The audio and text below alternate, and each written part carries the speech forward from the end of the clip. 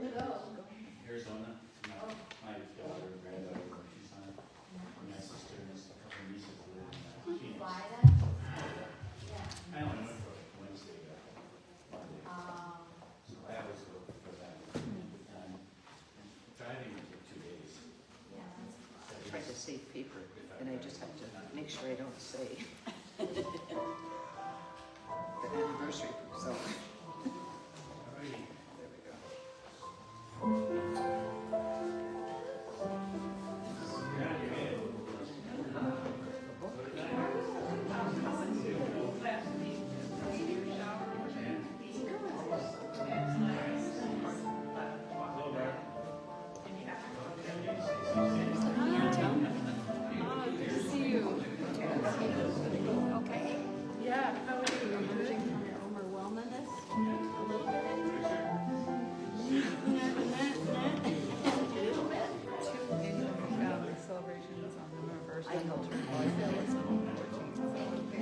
I have the biggest weekends. Biggest things are coming up. Yeah, they haven't been done yet. Oh my God, I'm so sorry.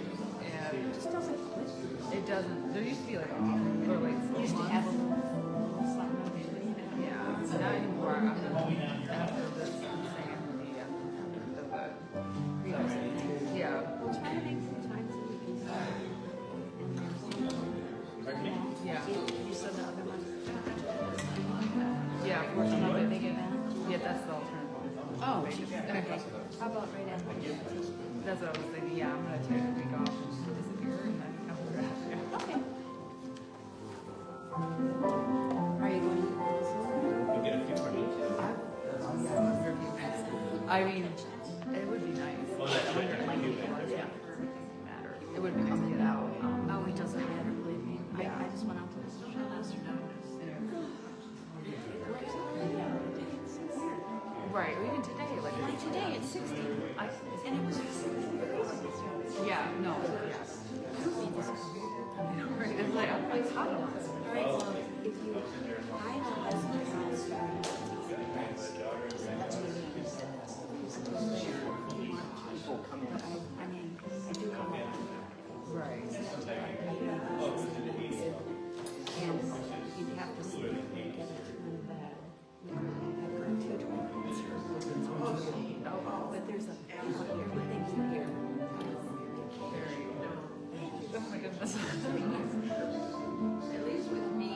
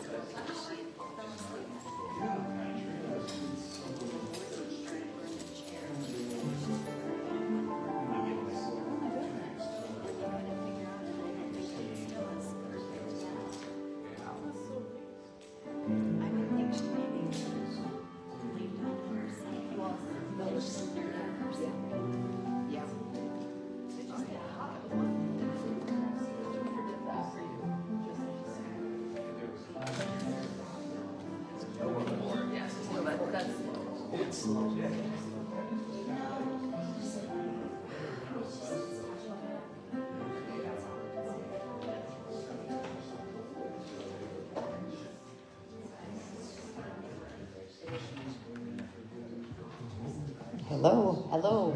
Hi, Julie. Hi there. Happy Sunday. Good to see everyone. So glad that you can join, both here and those watching virtually. So glad that you can join us. And at the fellowship, we recognize that all encounters are holy. And we know that our time together is by divine appointment. So to open our service, please stand and we'll sing the prayer of the children of love, right on the front cover of your songbook.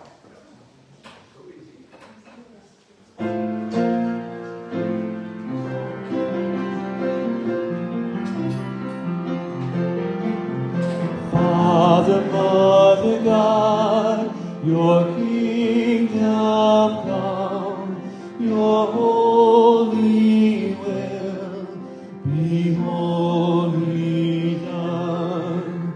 Spirit, source of love, your children sing, flow through us now in everything, every day, in every way. Our prayer is this.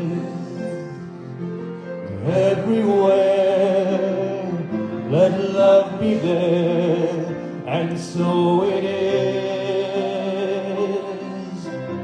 Father, Mother, God, your kingdom come, your holy will be wholly done. Spirit, source of love, your children sing, flow through us now in everything.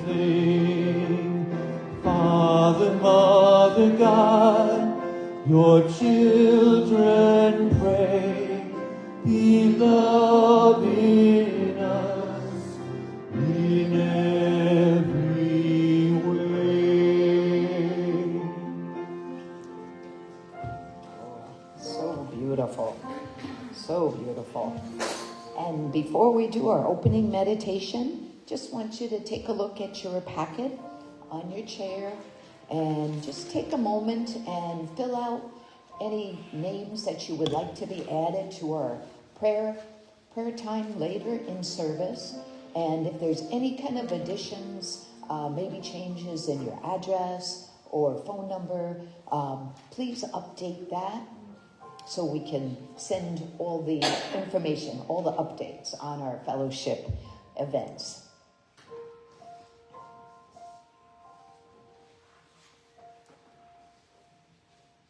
And then remember too, the names that you have put on the list, John will come around later and take them. So when you get a chance, fill those out. And now let's come to our time for our meditation, our centering. And we'll just start by just maybe softening your gaze or closing your eyes. Just works best, what works best for you to go inward. And starting to slow our breath. Just taking little deeper breaths. Nice slow, low, deep breaths. Maybe sighing out anything that you don't want to take into this service with you. Maybe any stress or worries. Just really just let them go.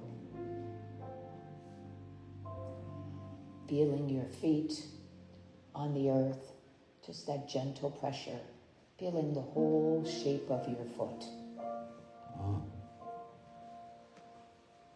And feeling that great connection with the deep source, our Mother Earth. And feeling the support of our sit bones on the chair, and the support of our bones, helping us to have this nice open and upright shape without rigidity. Here, let those breaths just flow in freely. Filling down into your low belly, rib area. And just gently exhaling, gently collapsing back toward the spine. Just that gentle rise and fall.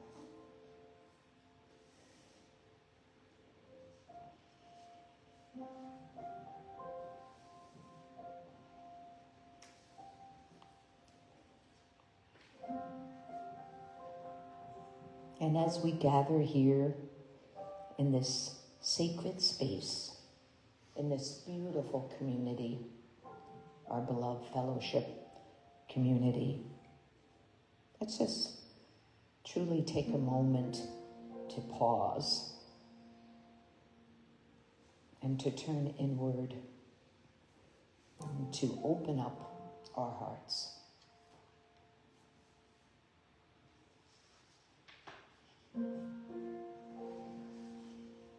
And knowing there's nowhere to go, nothing that we have to do other than just be present in this moment.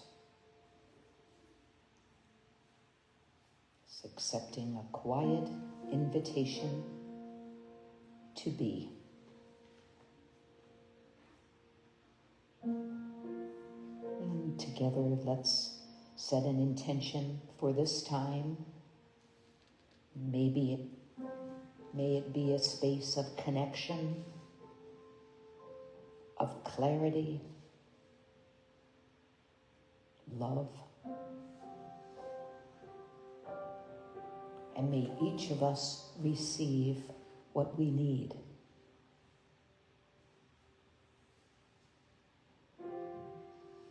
May we awaken to the divine light that guides and unifies us in all that we do. And I just have a short lesson from A Course in Miracles.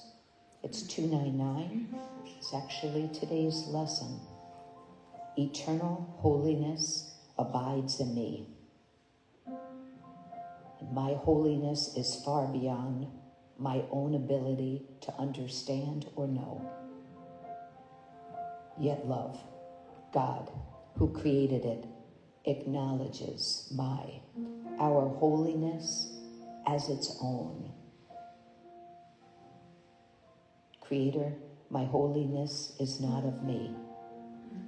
It is not mine to be destroyed by sin. It is not mine to suffer from attack. Illusions obscure it, but cannot put out its radiance, nor dim its light.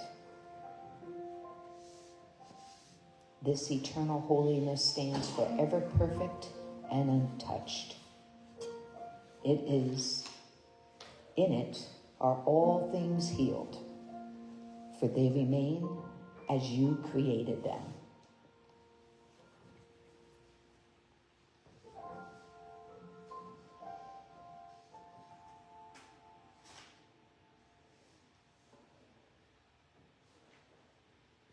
And taking a deeper breath in and out.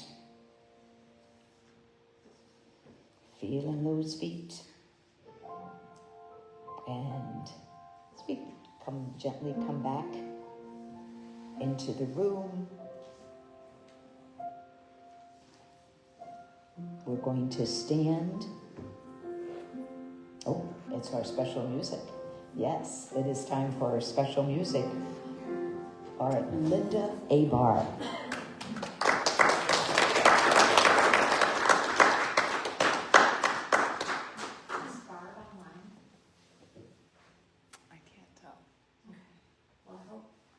I hope Barb's online, because this is her favorite song. She'll watch it if she's not. Okay. It's Dante's Prayer by Lorena McKennitt. And it's what I felt like singing, so here it is.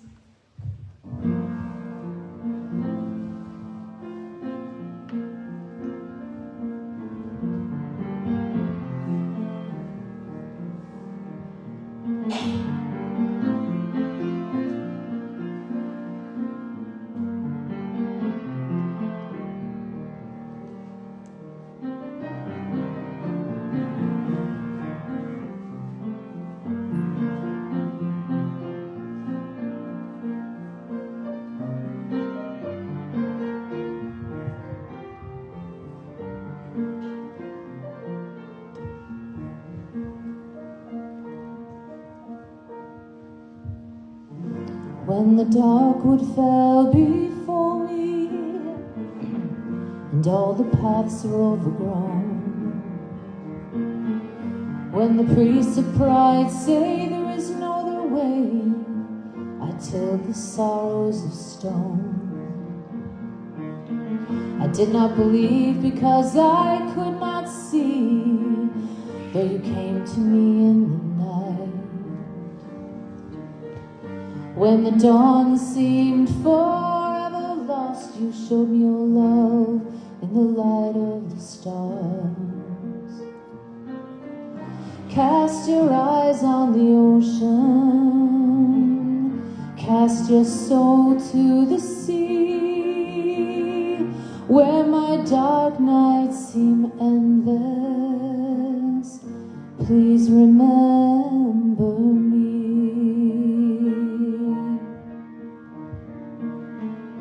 Then the mountain rose before me by the deep well of desire. From the fountain of forgiveness, beyond the ice and the fire. Cast your eyes on the ocean, cast your soul to the sea, where my dark nights seem endless. Please remember me.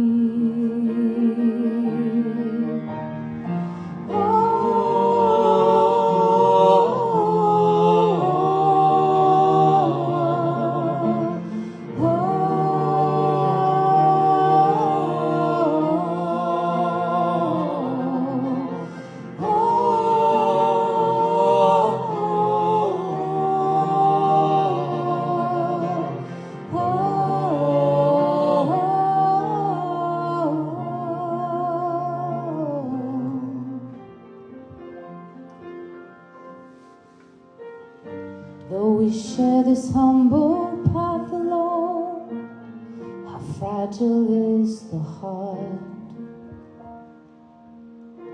Give these clay feet wings to fly, to touch the light of the stars. Breathe life into this feeble heart. Lift this mortal veil of fear. Take these crumbled hopes, etched with tears, and we'll rise above these earthly cares.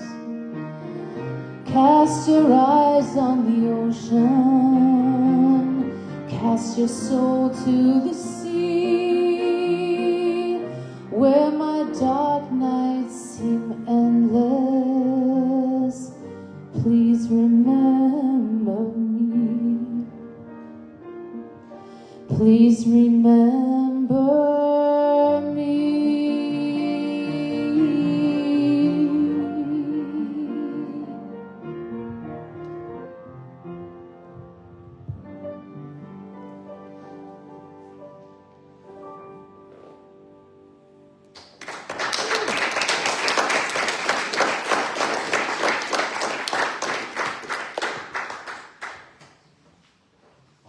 Wow, so beautiful. Thank you, Linda. So lovely, so lovely.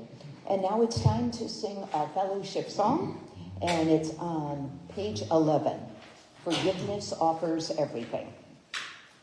And then right after, we'll stay standing for our namaste greeting. So page 11.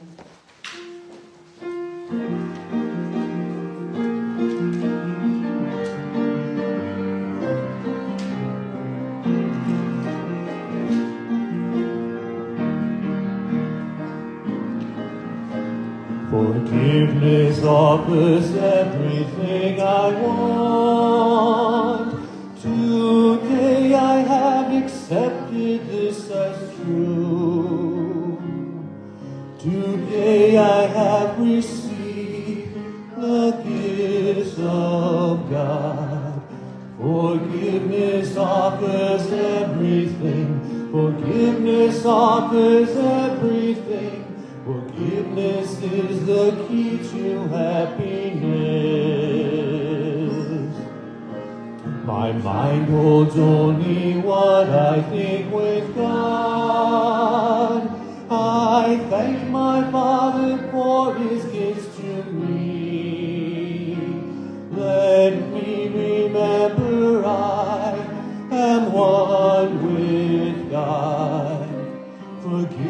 Forgiveness offers everything. Forgiveness offers everything. Forgiveness is the key to happiness. My mind holds only what I think with God. In quiet I receive God's word today. All that I give is given to myself. Forgiveness offers everything. Forgiveness offers everything. Forgiveness is the key to happiness.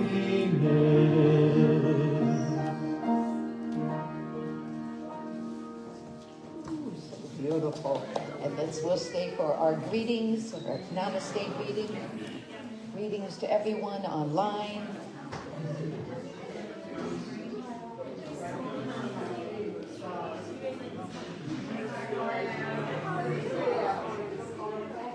Hey, stranger, how are you? Haven't seen you in a long time. Yeah. Good. How are you? Good.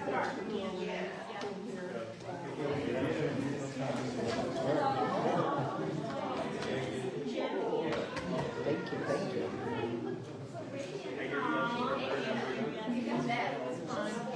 Oh, it's nice. Let's see what style. Well, yeah, I'm not surprised. Oh, on fire. I'm raising the fire.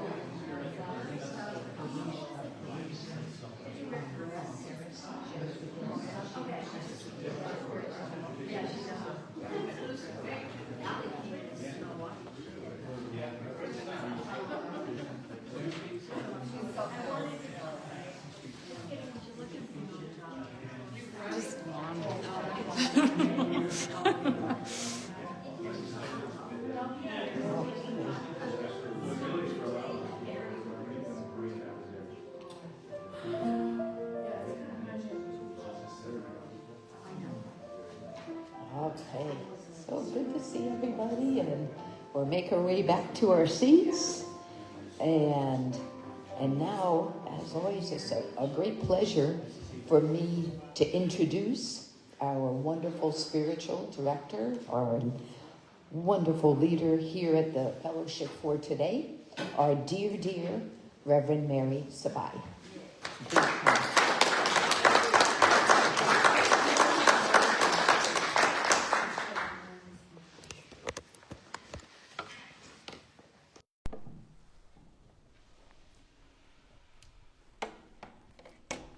Hello. Well, Friday is Halloween, so I thought I'd do something a little bit different today and tell a ghost story. It's a little bit of a long one, so settle in. It's a story. And as we go through, I think you'll probably begin to detect why I'm telling it. After hours of driving, a young family, father, mother, teenage daughter, and 11-year-old Oliver, pulled up in their car and stopped in front of a beautiful 100-year-old Tudor house in a picturesque neighborhood of a small rural town. This house was to be their new home. Everyone was so excited, and the family jumped out of the car and headed for the door. They wanted to see the inside. But Oliver hung back and just started to take in this vast, vast house. They had come from the big city and a much, much smaller home. So he's looking at this house, every detail, winding his eyes all the way up to a window at the very peak of the house. And then he froze as he saw a man looking down at him from that window. Oliver ran into his parents and asked, "Who's the man upstairs?" "What?" they said. "Yeah, who's the man upstairs? There's a man upstairs." "It was just a shadow from the sunlight hitting the window," his mother said. "Yes, only just us here, son, no one else. Why don't you two go and find your bedrooms?" Well, this exchange set the stage for the next several weeks because Oliver immediately began to experience a lot of strange occurrences. He would lie in bed at night before falling asleep and hear footsteps walking back and forth in the attic above. And he also heard faint piano music coming from upstairs. His belongings were changed from one place to another from where he left them. And once in a while he'd see a shadow of a black shadow flash by. All dismissed the same way by his parents. It's just your imagination. Dream. "Oliver, this is a really old house. There are bound to be lots of strange noises." And one night when Oliver was getting ready to go to bed, he was in the bathroom brushing his teeth. When he looked up in the mirror and saw that same face that was in the window staring back at him through the mirror. More angry than scared, he thought to himself, well, that is it. I'm going to find out what's going on around here. I'm going to go up to the attic. But he remembered that his parents had said the attic had been closed off. The door had been walled up by some prior tenants for some reason or other. And so he wound his way up to the top floor and down the hall, all the way down the hall to where the attic door should have been. He leaned his ear to the wall and he heard that piano music. He said, that's enough, there's someone in there. So he ran and got a hammer and he started hammering at the wall until he hammered and pounded until he broke through the wall. He walked into a room that was dusty and dark with lots of books on a bookshelf, old books, a big desk with a lamp and lots of papers and pens, and a piano. Well, it didn't take long from all the pounding for the rest of the family to run up the stairs and to find out what all the noise was. And Oliver's dad said, "What is going on? Oliver, you broke the wall through just to see if someone was in there? Enough is enough. No one is up here. You can see that. And tomorrow you're going to clean up this mess." Well, the next day was the first day of Oliver going to his new school. And he began to get bullied right away, like on the first day. Oliver was shorter than all of the boys in his class. He had a big shock of dark curly hair and big thick glasses with black frames, and he always had a book in his hand. In fact, he walked down the street reading. And these other boys in the class, these two boys that were much bigger than him, just took advantage. It wasn't a good first day at school. And he thought to himself, something's going on at home. No one will listen to me. And now this. What else could go wrong? Even the teachers seemed to look away when the bullies were giving him a hard time. So he got home that afternoon, and he thought, I'm going to go up to the attic again and just investigate. So he went up, walked into the attic, and there, sitting at the desk, was the man he had seen in the window and in the mirror. He was a spectral figure,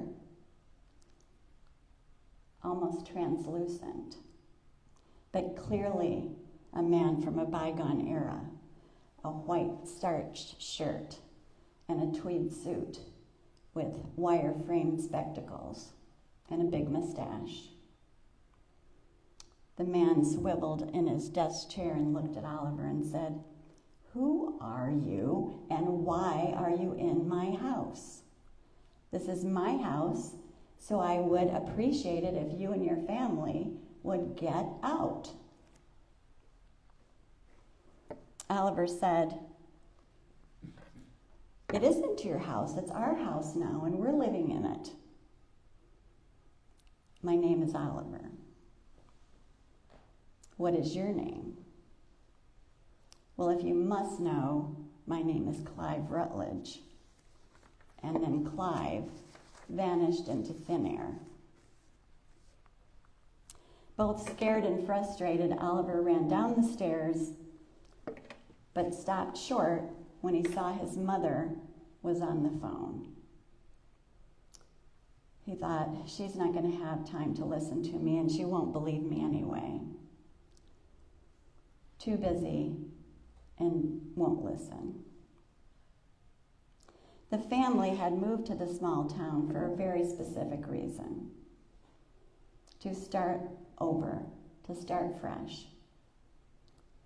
The family had been suffering in the big city from all the demands of the city and the demands on the father and the mother through their jobs. The father was an editor with a big newspaper, and the mother was an interior designer with a big clientele.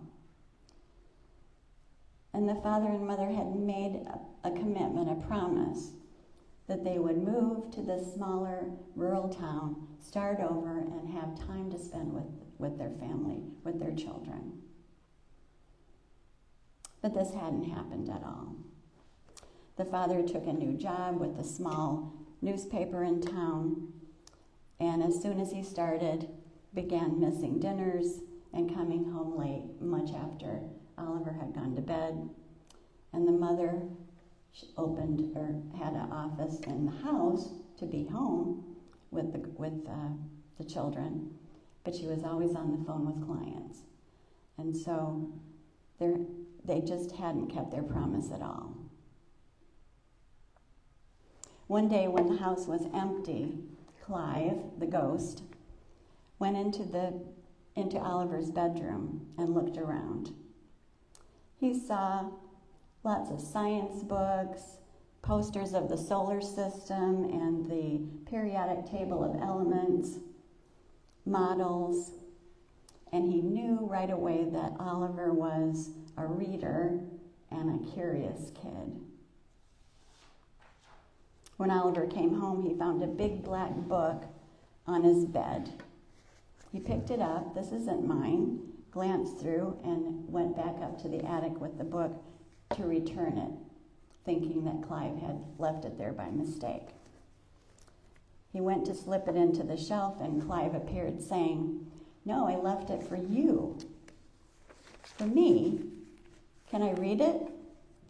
Clive had a sparkle in his eyes. "Yes, it's for you. You keep it and read it." So Oliver flopped down in the chair by the desk and began to read the book. "Oh, so you're reading it here," Clive said under his breath. And Clive went back to his writing at his desk. From that day forward, after school, Oliver would read next to Clive as Clive worked on his letter that he was writing at his desk. And they began to have lots of talks and conversations.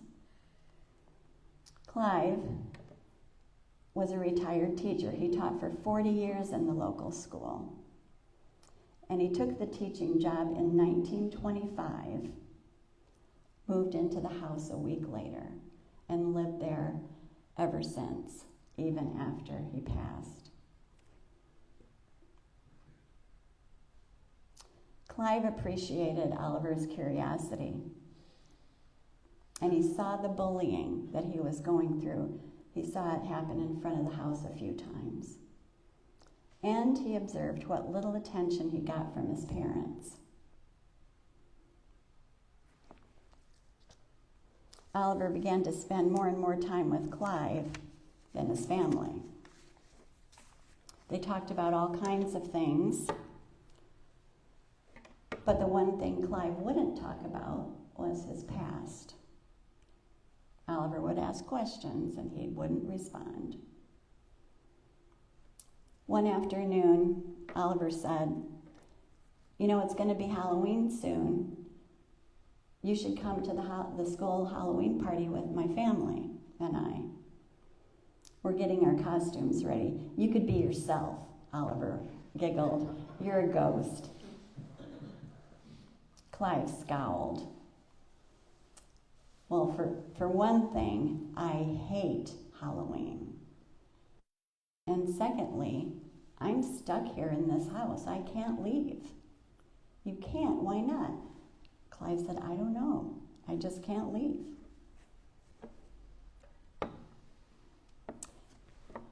Over the next couple weeks, Clive had gotten angrier and angrier, watching Oliver be bullied and neglected by his family. So one evening, the family was sitting around the dinner table, and Clive appeared. He bellowed, "Why can't you see me?" Because so far Oliver was the only one who could. Startled, everyone looked up. They could see him now, and Clive knew it. He bellowed again, "What is wrong with you?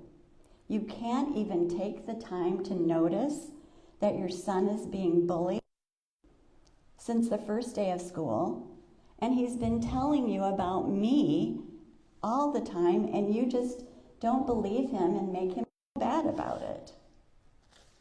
Oliver piped in and said sheepishly, "This is Clive Rutledge," he said to his family, "the man who lived in this house." He stared straight. Clive stared at into the parents' eyes. "You haven't kept your promise either, have you? You are too busy to notice what your son is going through, and too busy at the office, too busy with your clients." The energy of Clive's anger and fury just continued to rise, and things started flowing and flying around the room. Papers, food, dishes. Everyone was holding their heads, and suddenly Clive disappeared and the room went quiet. Oliver's parents and sister sat wide-eyed, mouth open, stunned. But then after a few minutes, they turned to Oliver with tears in their eyes and said, "Oh, Oliver, we are so sorry. Clive is right. We haven't kept our promise." Oliver's sister looked at him and said, "And I saw you being bullied at the school, and I just walked away. I'm sorry too." They all hugged and promised again that things would be different.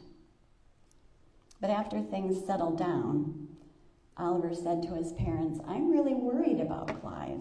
Why is he still here? We have to help him." Grateful for the wake-up call, Oliver's parents agreed it would be better for everyone if they could help Clive move on. So as a family, they began to try to find out everything they could about Clive's life there in the town. They went to the newspaper where the father worked and went through the archives. And Oliver checked with the librarian at his school because she was also the town historian. The librarian told Oliver, Clive was a wonderful teacher and his students loved him. And when his wife passed, he poured all his love and attention into raising his daughter Elizabeth. So they had discovered that Clive had a daughter. And they found a few things about him and his family, but not a lot. It was really the trail becoming cold. They did find out that Clive's daughter was born on Halloween. Oliver found a photo album in the basement, and he thought maybe there are some clues here. So he and his family were going through the pages when all of a sudden they see an envelope addressed to Clive. So the mother took it and opened it. She said, "This is a wedding announcement. A wedding announcement for Elizabeth, November 1st, 1944. The announcement the postmark is dated after the wedding. I don't think that Clive went to his own daughter's wedding. She must have run off to get married. We have to find her," said Oliver. "Maybe she can help." Well, some time went by and it was Halloween night, and the family was getting into their costumes for the school party and handing out candy. When the doorbell rang, Oliver answered it to an older woman who said, "Hello, I'm Betty Walker. I received this letter saying I should stop by and pick up some of my father's old belongings still in the house." Oliver said, "You're Elizabeth?" She said, "Yes." She smiled, "But I don't have much time. My husband's waiting for me in the car." The family took Elizabeth up to the attic, and as she looked around the room, Clive appeared. And he said smugly to Oliver, "Oh, so you're bringing guests up here now, I see." Oliver's mother saw him too and asked Elizabeth, "Is there anything special that you might want to take with you?" She thought for a moment. "Only my old toys. I kept them over here in the secret spot under this bench. Only my father and I knew where they were." So immediately Clive realized this was his daughter, Elizabeth. But he also realized that she couldn't see him. Oliver's mother asked, "When did you last see your father? Oh, it has to be over 52 years ago. You see, I met the love of my life, but my father didn't approve. He told me, if you leave, you're not welcome back here. So I had to make a choice. And I chose the man I loved and have loved all these years and raised a beautiful family with. So I have no regrets about that. But I have regretted every day that my father wasn't a part of it. If only I could know now that he still loved me. Clive's eyes were wet with tears, and he said, "Oh, I was so wrong. I should have let you go with my blessing, but I was too proud." Oliver's mother said, "Well, if Clive were here now, I'm sure he would tell you he missed you so much and he loves you so much." "Oh, I don't know," Elizabeth said. "He really didn't approve, and he made it clear I wasn't welcome back."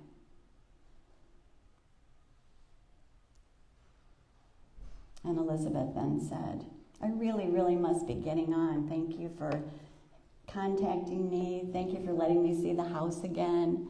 And thank you for letting me take these old toys back with me." So it seemed that Elizabeth was going to leave without any resolution. But then Oliver remembered that every day Clive was working on this letter. Every day he was writing the same letter over and over again. And he said, "Wait a minute." He went over to the desk, grabbed the letter, glanced down at it, and saw that it was addressed to Elizabeth. He handed the letter to Elizabeth, and she began to read. "My dear Elizabeth, for far too many years I have searched for the right words to express the regret I feel for what I've done and to beg for forgiveness. At long last, there is only a profound emptiness for every lost moment we didn't share. But if you do ever read this letter, I hope you will take comfort as I do in knowing that we will be together again one day, all three of us.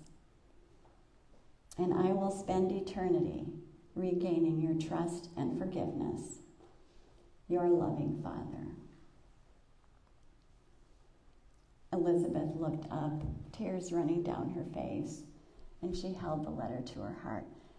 "This means so much to me, you have no idea. I'm so grateful to all of you." And she paused a minute, just taking it in. But then she said, "But I really do have to go now. It's my birthday." And Oliver said, "Yes, it's Halloween. It's your birthday." So they escorted Elizabeth back downstairs, got her in the car, and everybody waved goodbye. And the family went back into the house to get ready for the Halloween party. Everyone except Oliver. He hung back again, looking up at the top window in the attic. And there was Clive, smiling down at him, nodding. And then Clive disappeared like that. He went back into the house with his parents, and his dad said, "It feels different in here, doesn't it?" And everybody agreed. Very different. "Is he gone?" His dad said, "Yes, he's gone," Oliver said. And the mother said, "Oh, I hope he is okay and everything turns out well." And Oliver said to his family, "He will be just fine." And it was a happy, happy Halloween for everyone. That's the end of the ghost story. So I offered this ghost story to invite you to consider the messages, and I'll try to do this quickly. Because when I heard it, I was really moved, and I had tears in my eyes at the end when she was reading that letter. So I thought we might, all of us, think about these things. Is there a promise or commitment that we haven't kept? Who are we too busy to see or listen to? I remember in my young family, you've heard of the phrase, the squeaky wheel gets the grease. Well, I had a squeaky wheel in my young family. So I had to always be really conscious that I was paying enough attention to the other wheel. And who longs for love and attention? For our love and attention, and are we giving it fully and freely? Have we taken a hard stand on something or hurt someone and been too proud to apologize or too fearful? Do we take the time to tell those we love how much we care about them? Or maybe we're on the other end of it, like Elizabeth, letting time pass, feeling wronged and unwelcome, but not having enough courage to reach out and connect, to find out if that person still feels the same way. Elizabeth went 40 years without contact with her father, and he passed on. And now she has a letter, only a letter. I thought about my father, and most of you know I grew up without him, but I have a letter too. A letter not from him, but from a cousin of his, who wrote to me after he passed, "Your father talked about you all the time. He loved you and was so proud of you. But it never, ever once occurred to me to reach out to him." It reminded me of the Mother Teresa quote, "If we really want to love, we must learn how to forgive. Forgive ourselves and all others." The responsibility of bringing love into this world rests with each of us equally. So don't wait to give or seek forgiveness, and don't wait to reach out. Father Doherty used to sing a beautiful song to us, and one of the lines was, "Who will love if we don't love?" And it's always and only our responsibility. Thank you.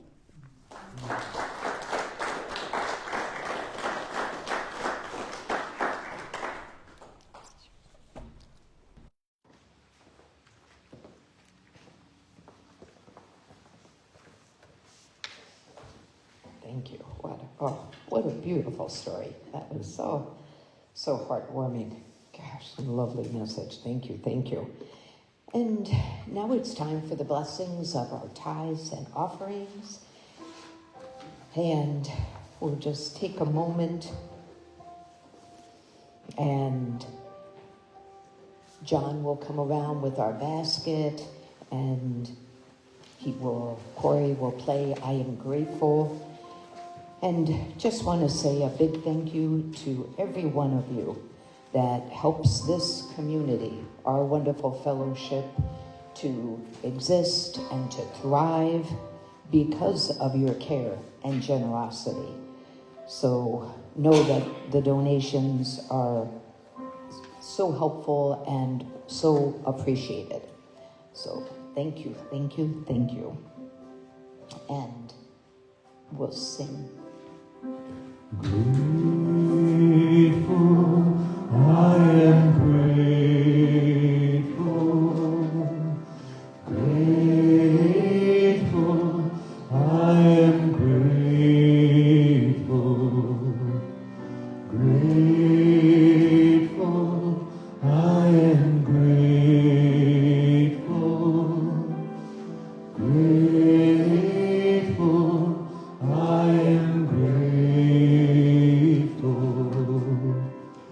Grateful, I am grateful.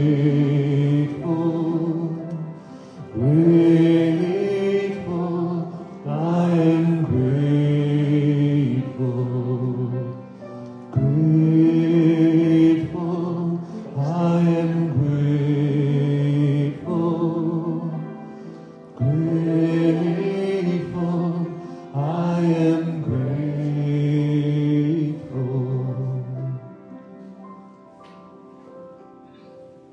And now, if you can please join me as we bless our tithes and offerings, and as we recite together on the front of our bulletin,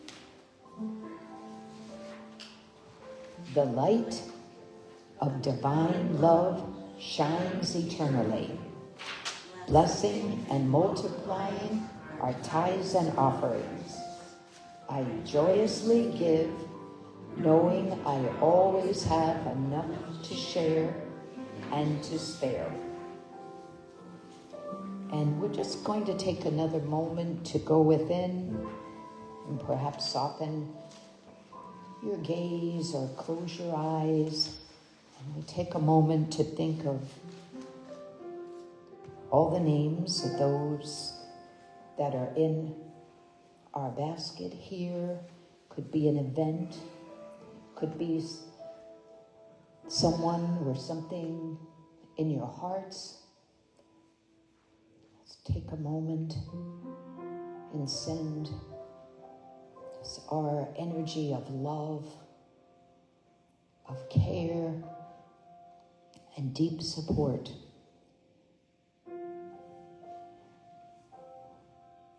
We pray that all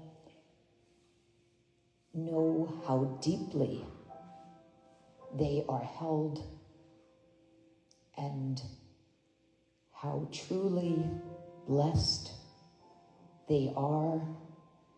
Help them to know this without a doubt and to feel this in every cell of their bodies.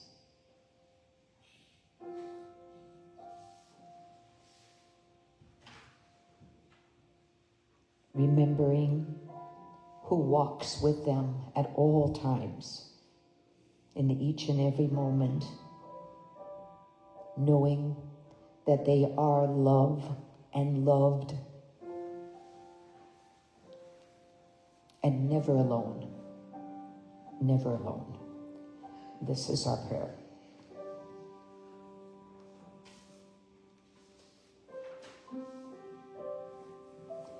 And then let's take another big applause for special music, our Linda Ibarra.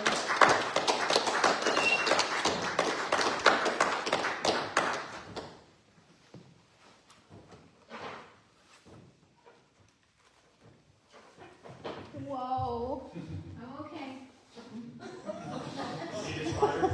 Wow, that was a trip. This is a song I wrote called Thank You. It's from a prayer that a friend said, and I liked it, so I expanded on it, and, I did my thing. Thank you for what's been given me and what's been taken away. Thank you for all that's come to pass and for what's yet to come. For by losing, I've learned to let go.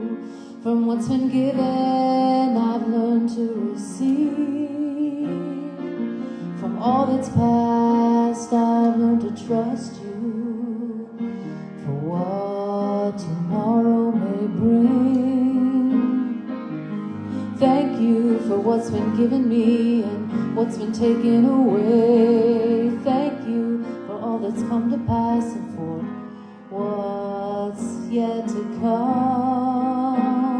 For by losing, I've learned to let go. From what's been given, I've learned to receive. From all that's past, I've learned to trust you for what tomorrow may bring. To give me what I need to grow into my next state of being. To grow, it's the nature of healing. To grow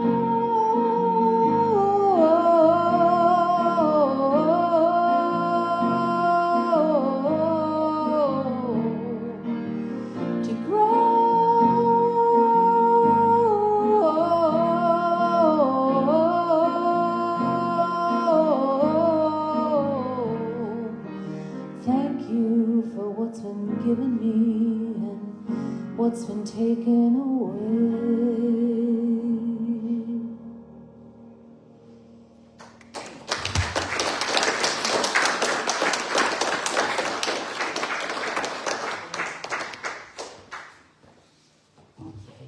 I'm so happy when Linda is here. Oh, so beautiful.